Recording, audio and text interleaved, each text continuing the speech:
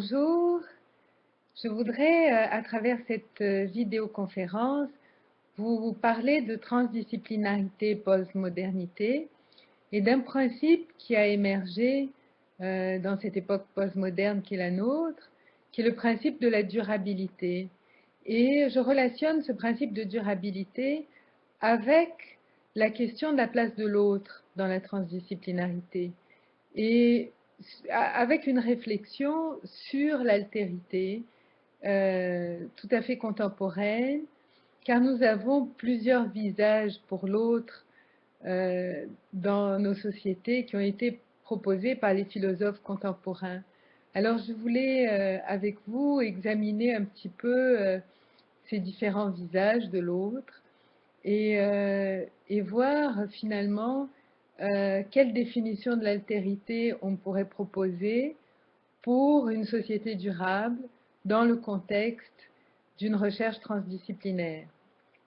Alors dans le fond, en allant à l'essentiel, les modèles d'action transdisciplinaire et transculturelle, lorsqu'ils se proposent l'inclusion du tiers, comme l'a pensé Basarab Nicolescu dans son manifeste, je vous remets à ma version de 2005 de l'Atrium, mais le manifeste de la transdisciplinarité est en ligne dans le site du CIRET, il est consultable par tout un chacun.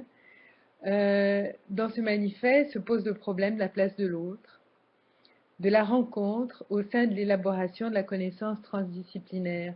C'est très intéressant de parler de l'autre en tant que tiers, c'est-à-dire de l'autre pour l'autre, pas l'autre de la relation duelle et fusionnelle, mais l'autre différent, le tiers, le troisième, celui qui interfère dans cette relation duelle. Donc, en effet, pour nombre d'entre nous, il semble que ce soit grâce à la rencontre de l'autre et dans le souci de notre capacitation mutuelle que la recherche transdisciplinaire soit née à l'université.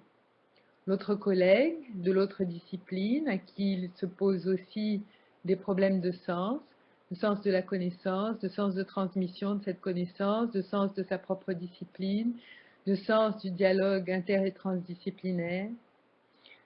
L'autre partenaire de l'administration que l'on doit convaincre, parce qu'il faut lui démontrer la pertinence de la création d'espaces de concertation transdisciplinaire entre collègues au sein de l'institution, ce qui veut dire d'insérer des heures de concertation dans le calendrier et des heures qui soient valorisées, qui soient rémunérées.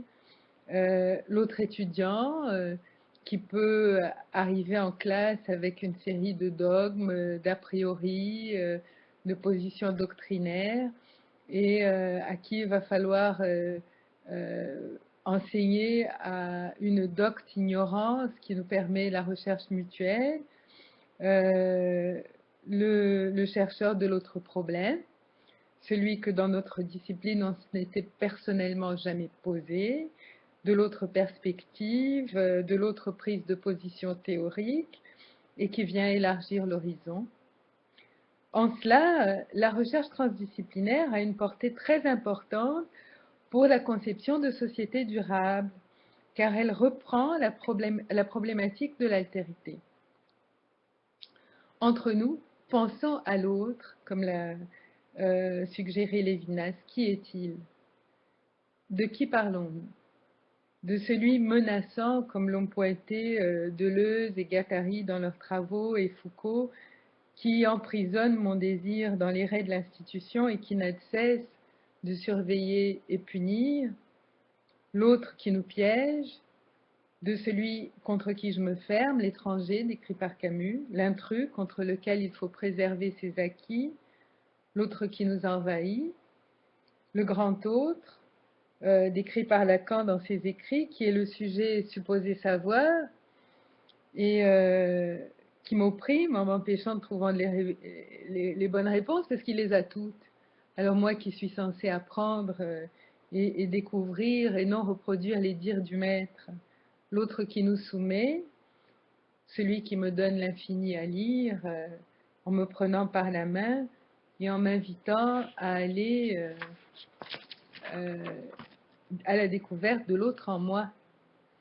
cet autre matinal capable de créer du sens, de le partager, l'autre qui nous capacite, enfin l'autre en qui je me reconnais, ce même, ce proche, ce miroir opposant, ce frère d'armes, où nulle parole n'est plus nécessaire, et le silence qui nous unit semble plus éloquent que le vacarme que font parfois les mots, les projections, les attentes, les transferts. L'autre comme une présence qui nous délivre de la solitude. Comment le rapport à l'altérité dans une perspective transdisciplinaire peut être un rapport instituant, faiseur à la fois de rencontre et de dépassement par la capacitation mutuelle qu'elle entraîne, par l'évolution qu'elle rend possible, un rapport, faiseur d'avenir, et comment établir un passage entre la conception d'une société durable et la position transdisciplinaire. Alors, finalement, à partir de tous ces autres que j'ai décrits, l'autre qui me menace, l'autre qui me capacite, l'autre en moi, l'autre qui est le même que moi, l'autre intrus, l'autre frère, quelle conception de l'autre finalement choisir pour orienter son chemin dans la transdisciplinarité. Et je propose personnellement la lecture d'Emmanuel Lévinas dans Le temps et l'autre, où il dit que l'autre est mon avenir.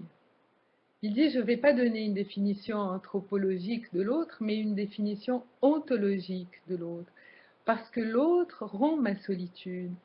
Il dit, en quoi consiste l'acuité de la solitude, dit-il. Il est banal de dire que nous n'existons jamais au singulier. Nous sommes entourés d'êtres et de choses avec lesquels nous entretenons des relations, par la vue, par le toucher, par la sympathie, par le travail en commun. Nous sommes avec les autres. Toutes ces relations sont transitives. Je touche un objet, je vois l'autre, mais je ne suis pas l'autre. Je suis tout seul. C'est donc l'être en moi, le fait que j'existe, mon exister, qui constitue l'absolument intransitif, quelque chose sans intentionnalité, sans rapport. On peut tout échanger entre êtres sauf l'exister. L'exister est donc une expérience essentiellement intérieure. Concevoir un événement qui va permettre le dépassement de cette solitude et qui a une portée ontologique, c'est comprendre la portée du face-à-face avec autrui dans le temps et qui permet de se délivrer du poids de la matérialité qui nous voue à la souffrance et à la mort. La rencontre avec autrui a lieu pendant l'intervalle qui sépare le présent et la mort. Je cite l'auteur, « Cette marge à la fois signifiante mais infinie, où il y a toujours assez de place pour l'espoir. » C'est-à-dire que l'autre, pour Emmanuel Lévinas, c'est la place de l'espoir. Cet avenir autre et nouveau m'est offert grâce à la rencontre.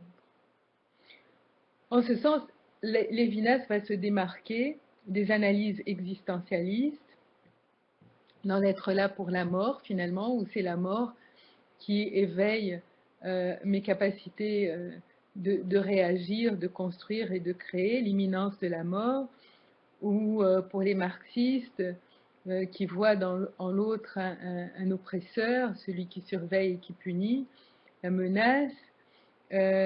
Pour lui, la relation avec l'avenir, la présence de l'avenir dans le présent, semble s'accomplir dans le face-à-face avec autrui. La situation de face-à-face serait l'accomplissement même du temps.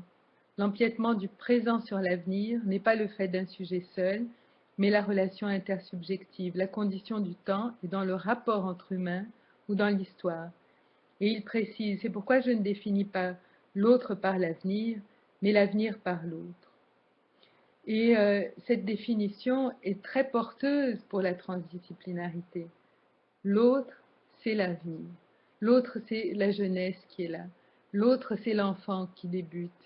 Et c'est-à-dire que si on investit en formation et en formation transdisciplinaire, en formation concertée, coopérative, dialogique, avec un projet sociopolitique et pédagogique fait en commun de société, avec une certaine vision du monde qu'il va falloir perlaborer ensemble, eh bien, on va donner une chance à l'avenir et on va donner une chance à cette société durable tellement souhaitée. C'est-à-dire que si on veut une société plus juste, plus coopérative, plus humaine, il faut parier sur l'éducabilité de l'autre, il faut parier sur l'éducabilité de l'enfant, de l'adolescent, du jeune. Il faut investir dans la formation humaine et je dirais dans la formation transdisciplinaire humaine et plus loin, dans la formation philosophique humaine. Parce que la transdisciplinarité pose à la science les grandes questions philosophiques, finalement, de l'origine, du sens, de la direction du chemin humain.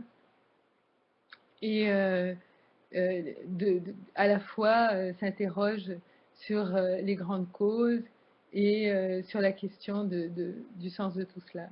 Donc, je termine ce premier vidéo sur transdisciplinarité, postmodernité et durabilité en disant, eh bien, la société durable, elle va être possible à partir du type de représentation que l'on a de soi-même et des autres et de l'importance de voir que l'autre, celui qui est là, celui qui vient, eh bien, c'est notre avenir. Merci beaucoup.